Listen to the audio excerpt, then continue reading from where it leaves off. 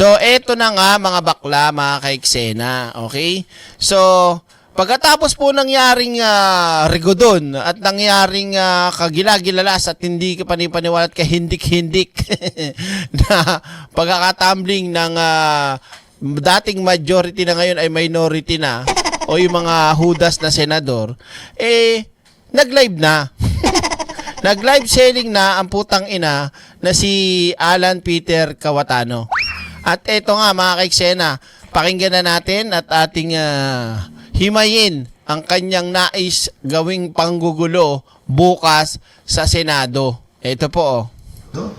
Yun na po ba ang pananaw? Ito totoo. Ang Senado, yun na po ba ang pananaw ng ating administrasyon? Ang tingin ba po ng 12 senador ay basta't kakampi mo ang Malacanang ay wala ng batas? Siraulo talaga yung mga pinagsasabi nito, no? Na mga kaiksena, no? Ha? Laging ano niya, ang target niya, palasyo. Ang target niya, Malacanang. 'Di ba? Napapansin niyo ba? Siya yung may mga akusasyon lagi na tinuturo sa gobyerno. Kesyo hawak sa leeg, kesyo utos ng Pangulo, o kesyo nakikialam ang gobyerno. Tang-inan to. Kaya ka napapanot ng ganyan sa kakasinungalingan mo No? Oh. Kung titingnan niyo po ang Rule 1 and 2 ng Senado, na ayon to sa Philippine Constitution, para i-elect ang Senate President at ang Senate President Pro Tem or Pro Tempore, ay kailangan po 13. Ganyan na magsinungaling yan. Ganyan na gumawa na ng kasinungalingan yan. Hindi ho para sa atin. Yang ginagawa niya ng kasinungalingan at panggugulo sa isip ng alin? Ng mga kapwa nila mga DDS na bobo. Yung mga kapwa nilang uto-uto na mga tawag dito kulto. 'Di ba? Malinaw naman po mga kaiksena, yung ginawa kanina ay lehitimo at nasa ruling at galing pa mismo sa Supreme Court at nangyari pa mismo dun sa ano nga yung pangalan nun. Basta maliwanag ko mga kaiksena na yan po, yung ginawa kanina ay naaayon sa batas, legal. Pero syempre, dahil ayaw niyang mapahiya at ayaw niyang magmukhang tanga, so gagawin niya na naman ang kasinungalingan para hindi siya mapahiya. Ipipilit niya na naman yung kanyang pautot na kesyo nasa ganito, nasa ganyan. Nasan din yung ginamit nung majority ngayon? Literally, binasa nga literal, nasa ruling nga literal, may ano ng Supreme Court Paano gagawin natin? Sino masusunod? Ikaw o Supreme Court? Ikaw o yung ruling? Diba? 1949 decision sa quorum. Ang problema mo, Cayetano, tangina mo. Kung tututukan kita ng barel, Tutukan kita dyan hayop ka. Pakasinungaling itong putang inan to no? so paano po nila alisin si Senator Loren Legarda kung 12 lang po sila? At Tanga. Tingnan nyo kung paano magsinungaling talaga. mapapakita po sa inyo na gusto nilang i-control ang premises ng Doon lang siya nagpo-focus, BMB Pretty Page. Doon sa 13 quorum kung kompleto, sa 24. Pero hindi nga nito alam itong putang inan to, si Bato nagtatago. Si Jinggoy nakakulong. Kung 24 kayo, bawasan mo ng dalawa, 22. 22 divide mo sa dalawa, ilan? 11. Kaso, may Cheese Escudero lumipat. Anong tawag mo doon? Ang inan to? Diyos ko. Senado at gusto po nilang hindi mag-hearing ang Blue Ribbon Committee bukas. Hindi gusto, mali ka dyan. Hindi gusto. Wala kasi sa tamang proseso yung ginawa ninyo. Yung ginawa ninyo, hindi na nga kayo pumasok dahil may plano kayong ganyan. 'Di ba? Maling-mali Ano sabi nung bagong Blue Ribbon Committee Chair? Lunes. Sige, mag-ano tayo. Pero yung gusto nyo papuntahin, ipasa nyo. Tignan natin kung talaga bang makatotohanan at meron talagang sustansya yung sasabihin nito mga sinasabi nyo mga tao, sinasabi nyo ganito, ganyan. Hindi. Parang tumawag ka lang ng Halika, punta ka sa Senado, sabihin mo to bigyan kita ng 5,000. Boom! Paano po, basta pagkatapos mo sabihin niya, mawala ka na bigla, hindi ka na magpakita, magtago ka na, punta ka na sa probinsya, mamuhay ka ng liblib. Gago. Pagkat ay binasa po nilang rule para magkaroon po ng acting Senate President. Kailan po ba pwede magkaroon ng acting Senate President? Babasahin ko po. Huwag ka na magpaliwanag.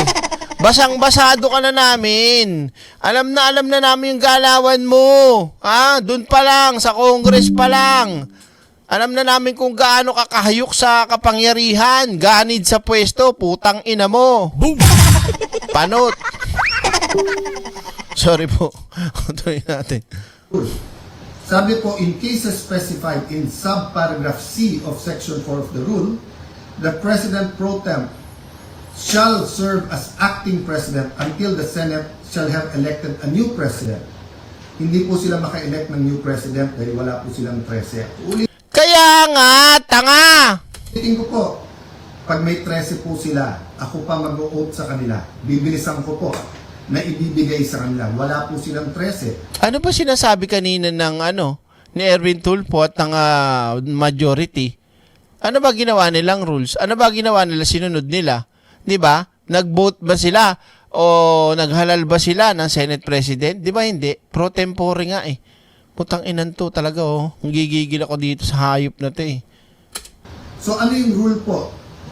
The President pro tempore shall discharge the powers and duties of the President in the following cases, A, B, C. Tang ina mo, wala ka kasi, 'di ba? Kayo may problema rito, tapos kayo pa yung nagmumukhang style kinawawa dito. Tang ina nyo Boom! Di na nga kayo pumasok, 2 sunod na araw, pangatlo na. Tapos ang kakapalan mo ka, palive-live ka, pang hayop ka. Di sana pumasok ka. Doon ka nagangal-ngal, gago. Di ba?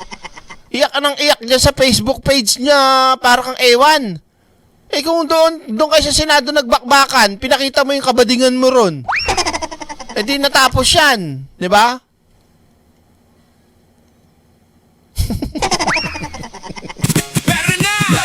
Subscribe na agad sa channel na laging may aral. Totoong kwento, totoong usapan. Direct Freddy laging may kaalaman. Like, diba? Pasensya na kayo na lang ako na-busy talaga sa pagmamaan nito Oo. But she or he shall only become acting President in the case of subsection C, which says, in the event of resignation, hindi po tayo nagre-resign. Removal, hindi po nila ako naalis. Death, buhay pa naman po siguro ako, hindi po AI ito. Hindi, malamang. Hindi po AI ang kumakausap sa inyo ngayon, buhay pa ho ako. Absolute incapacity, siguro naman po nakikita nyo, nakakapag-isip po ako, nakakapagsalita po ako. So wala pong ground para magkaroon ng acting president. This is an illegal coup d'etat. Di gawin mo, magreklamo ka bukas, tanga. Diba? Magreklamo ka. Tingnan nyo, ito, malupit dyan mga kaiksena. Illegal daw, kudita daw. So, yan ang sinasabi niya. Tapos, sa huli, anong sasabihin niya at hihingin niya sa taong bayan? Na may kasamang pagbabasura ng ating konstitusyon. Wow, baligtad I warned everyone about this from day one. We warned everyone yesterday when we explained the use of the parliamentary tool of not having a quorum. And kaninang tanghali, habang kausap ko po si Senator Marcoleta, I asked everyone, please pray. Kasi at that time, balita po namin na nag-step up sila sa pagsasabing wala na yung kaso nyo, sumama lang kayo or pumunta lang kayo ng session. Tingnan mo tong putang inan to. Saan niya nakukuha? Ito, dito ko nabibwisit sa gagong to Saan niya nakukuha yung mga ganyang impormasyon na, wala na yung kaso nyo. Yung nag-iisip siya ng mga kasunduan, hindi na kayo kakasuhan, lipat na kayo sa amin. Putang inan to, ang galing gumawa ng kwento. Boom! Alam niyo kung ako sa pwesto niya, tas nalaman ko na may ganyan, tas legit may ebidensya, hindi na ako para mag-Facebook page pa. Magkakaso na ako kung saan pwedeng dalhin yun. Diba? Kung sa i-complain na sa ombudsman, ethics complaint, hindi yung Facebook live ka pa, sabihin mo dyan, kukuha ka ng simpatya. Sasabihin mo, may ganito, may offer. Tanga, kung talagang naniniwala sa'yo, yung mga kasamahan mo, hindi ka matatakot. Kahit natutulog ka, hindi ka kakagating niyang mga yan. Tanga. Tama ba ako mga kaiksena? Tinan mo si Amy Marcos, sulit daw, sulit. Boom! Ano sulit? Yung baba mo yung sulit. Nasaan ba yung tubo? Diba? Gago talaga oh. Hall. I even got a text yesterday. Pumunta lang daw ako or si Senator Loren para nga at least mag-open and close. Nangyayari po minsan yan, that's a longer story. Pero naramdaman ko na po kahapon. Na So, baka may isang dumating, so 12 plus 1 equals 13. So 12 pa rin po ngayon, ay pang-11 pa rin po. Dahil sa ating konstitusyon, sa ating rules of the Senate, kailangan pong 13. Hindi po kami nagpipilit sa nakukuha ko na ngayon yung ano niya, naratibo talaga niya oh. Gusto niyang palabasin sa 13. Which is totoo naman, 13. Diba? Tatatak ngayon sa mga kababayan natin at doon sa mga kulto nilang bobo, 13. Which is 12 lang kasi yung majority ngayon. Pero hindi naiintindihan at pinapaintindihan alang Kawatano na yung 12 na yon hanggang pro tempore lang. At merong tawag dito, ruling 1949 ba? 40 tama ba? Na kung saan yung ginawa nga na kanina ay naaayon sa batas, sa konstitusyon, sa rules, sa Supreme Court.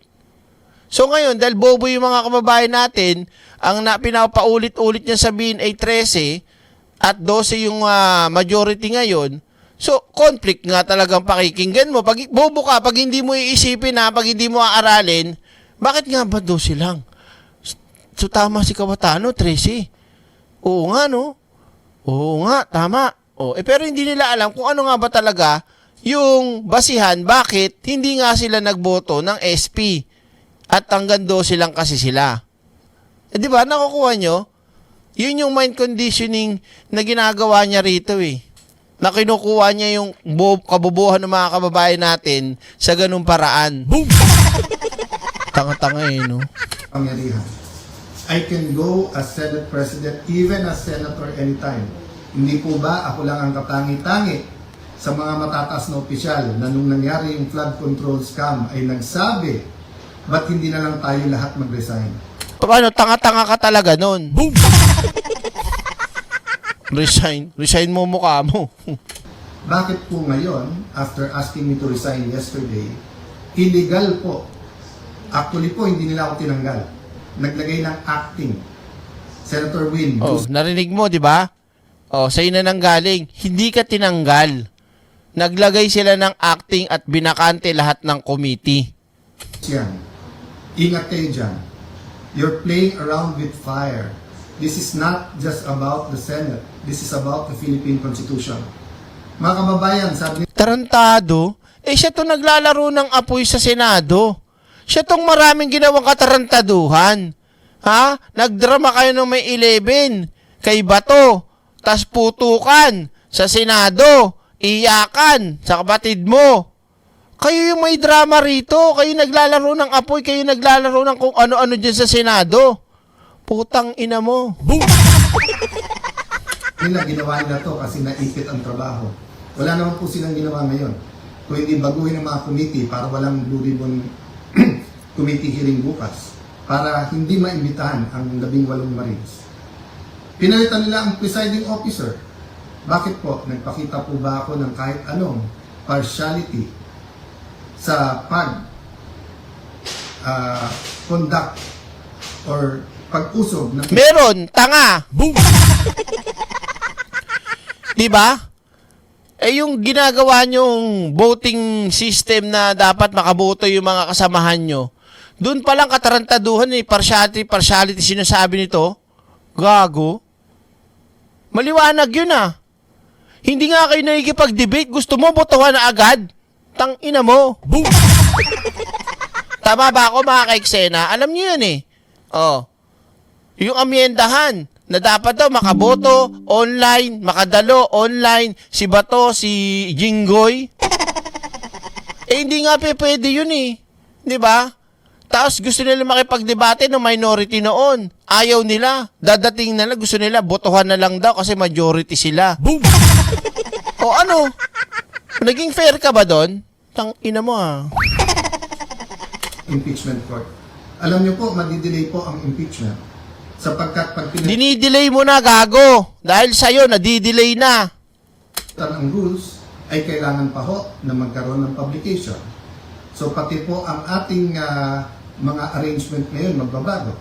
Bukod pa ho doon, pwede mag-motion for reconsideration kung legal. Ang problema, illegal po ang sesyon kanina.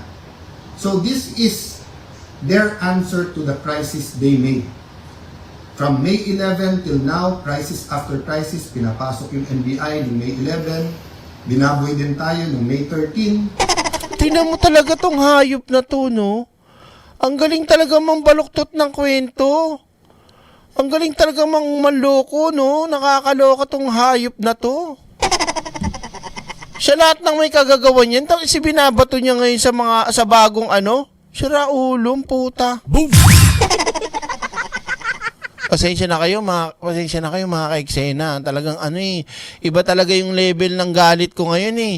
Kasi ano, iba mga ka-eksena yung nararamdaman ng puso ko talaga. O kung nasa harapan ko talaga to, nako. Babalatan ko ng pillar yan eh. Gigigil ako kasi sa ginagawa niyang ano, panluloko sa publiko. Pero yung nagla-live yan ha. Hayop ka, ina mo. Pagkatapos issue after an issue at ngayon naman po, instead of a simple adjournment sine die, kung saan meron tayong isang buwan na magtrabaho mga committee, pagkatapos uumpisa na natin ang impeachment, they're going to bring the Senate and the country into a political crisis. Boom! Hindi nakikiusap sa lahat. Correct your mistakes. Wala namang problema because I issued an advisory kanina na nakasine die tayo. The country is already in economic crisis. Hindi lang nararamdaman to ng mga upper class. Wow. The world is in crisis because of what's happening in Israel, Iran, US, in what's happening. Alam mo kaya tano nagmumukha kang natatain na dyan sa itsura mo. Halatang hirap na hirap ka talaga para gumawa ng kasinungalingan. Sa totoo lang. Happening with that conflict. Marami pong naghihirap na, mas maraming maghihirap pa. We need the impeachment to be fair and impartial. We need to investigate the flood control scam in a very impartial way that will be satisfactory to all our people. And we need a functioning Senate, an independent Senate. Huwag niyo po kaming alalahanin mga kababayan. Okay po ako. Hindi ka namin inaalala, putang ina mo. Boom! Pakialam namin sa'yo. Gusto nga namin lumayas ka na eh, mawala ka na eh. Sino ka ba? Gago to. Huwag niyo ko alalahanin. Ina mo. They can try to remove me, they can kill me. Wow. Boom! Pabebe ang puta. They try to kill me. Ha? They try to remove me. They can try to kill me. Sayang lang, gago. Wala mapapala sa'yo. Visit ka. Mas maganda, umalis ka na, magpakalayo-layo ka na lang. Pumunta ka na ng probinsya. Oo. But they will not kill the idea of a democratic Philippines led not by Sino, ikaw? Ano to? men, but by laws, led by the Philippine Constitution. Kung sabi niyo po at natatawa yung iba that the Senate is under attack, 2023 pa lang ho, yung PI, gusto pong amendahan yung Constitution. Oh, Boom! ba't napunta tayo sa PI? Putang ina mo. Ba't napunta tayo sa PI? Hayop na yan, oo.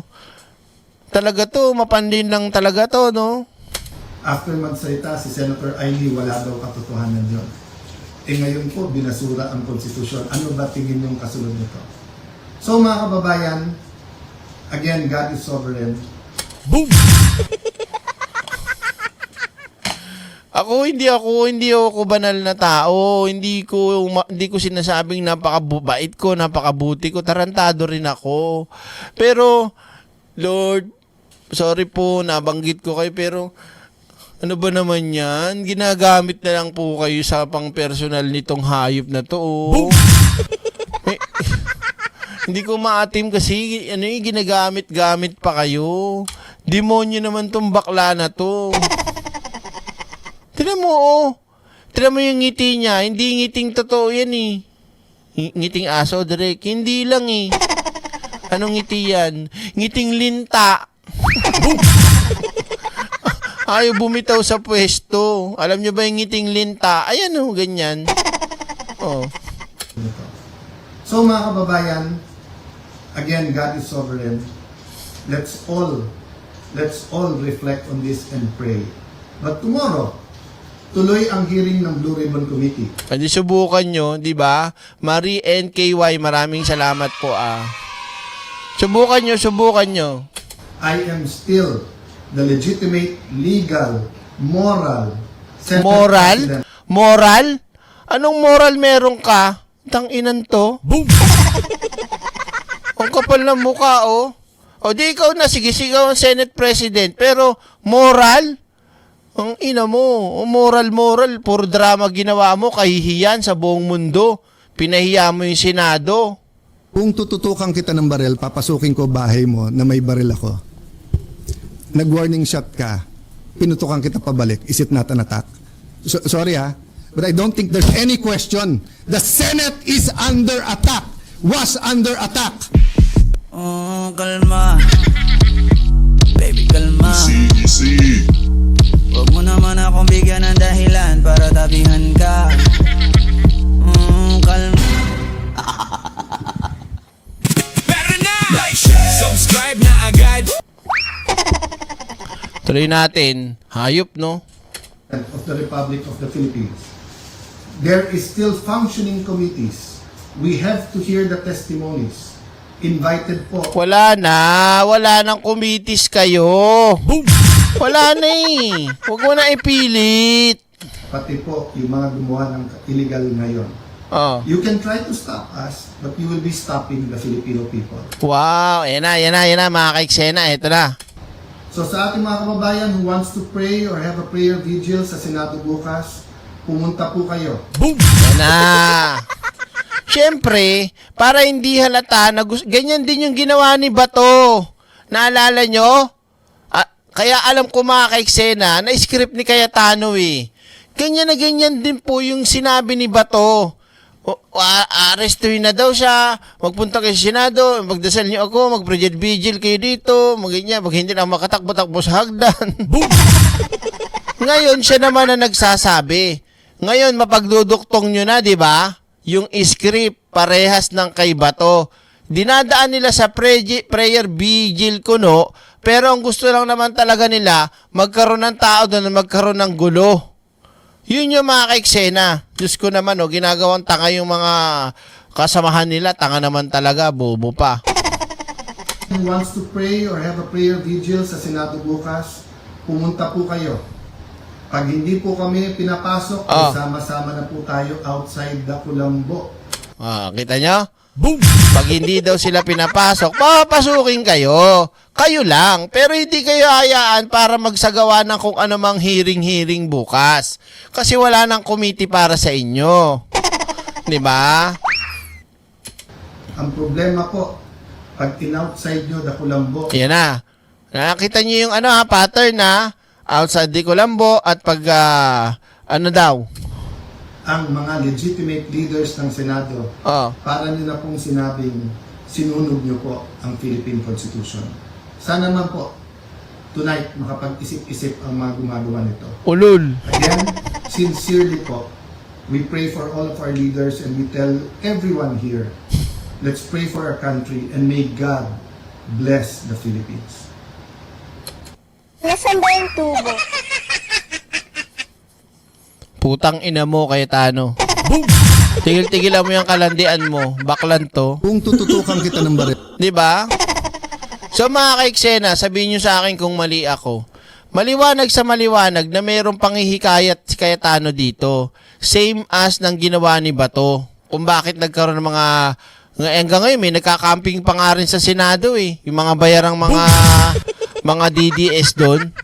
So maliwanag to mga ka-eksena, kapag ka daw hindi sir pinapasok, magsama-sama daw tayo outside di Colombo, at kapag nangyaring outside di Colombo, talagang para daw sinunog ang konstitusyon.